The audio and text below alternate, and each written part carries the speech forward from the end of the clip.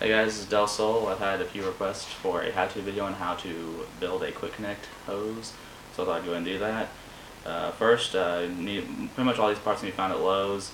First, you're going to need a 3/4 inch PVC pipe to come in pretty long tube, so you're going to cut it down.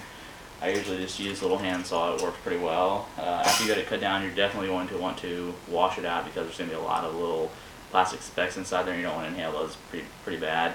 I went ahead and cut it down before the video because I kind of figure everybody knows how to cut a PVC pipe. It's not too hard.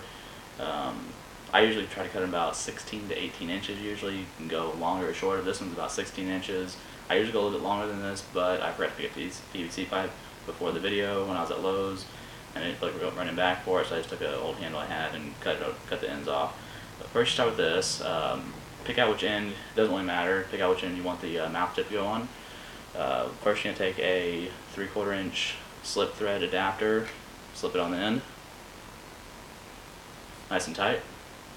Then I had to improvise here. The original pieces I used, I went back and I did find a box of them. They're kind of hard to find, but I did find some, and the inside diameter of one end of it, they decided to expand it just by a tiny bit so that no one wanted to work. I'm not sure why, but whatever. So I found this new piece that works. It's a 3/4 by 1/2 inch slip thread adapter.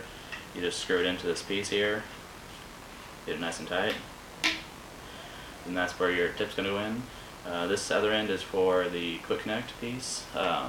Take another one of these 3/4 inch slip thread adapters, slip it on nice and tight. Then you're going to take the male end of the quick connect and just screw it in there, get it nice and tight. And now what I usually do is take some glue and put a little bit of glue right along this seal here to seal it up. This is not to make it airtight, it's just to make sure that these things don't fall off if you ever decide to pull it real hard. You probably don't even need it. Most of the hoses, a lot of the hoses I make, I don't even put it on there because it's unnecessary, because I'm careful with my hoses. But if you feel like you're going to have a tug of war fight or something like that, then you might want to put some glue in there. But at this point I usually try to put my mouth on one end and plug up the other end and suck or blow on it, make sure it's airtight. If it is, you're good to go. Set that off to the side here for a second. And then this next part is for the hose. You're going to take the female end of the quick connect, and then you're going to take this brass adapter, it's a 3/4 by 1/2 inch threaded adapter, slip right in there.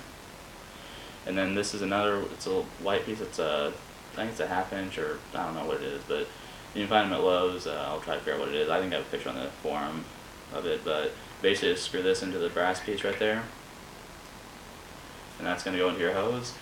This works on, I know it works on Namars, Razans, and Narbushes. I hope I'm pronouncing those right, probably not, but whatever.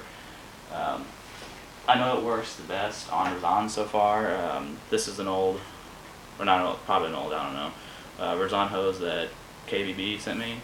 I've already used this one a lot before, but I took it apart so I could show the how-to video.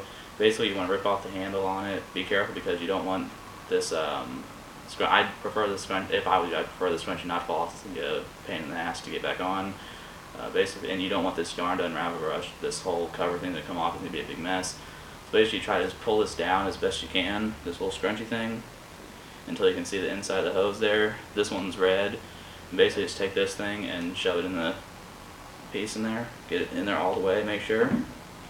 And it's gonna have this ugly little white piece and this brass piece right there.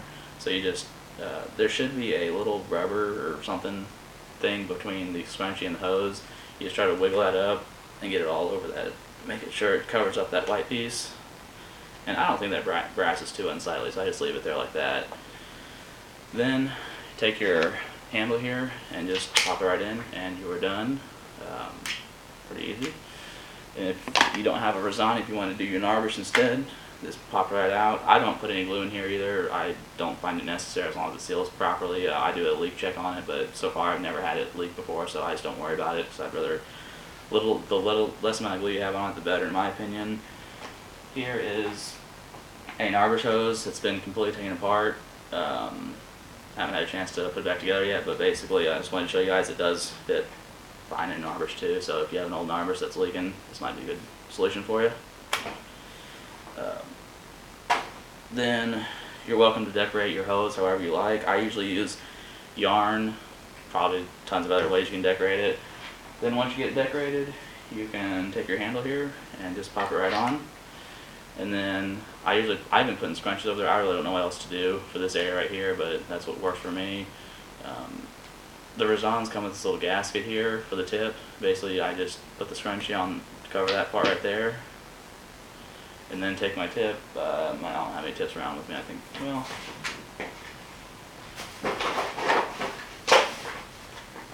here's a red tip. You put the gasket on the tip just like you would any other hose.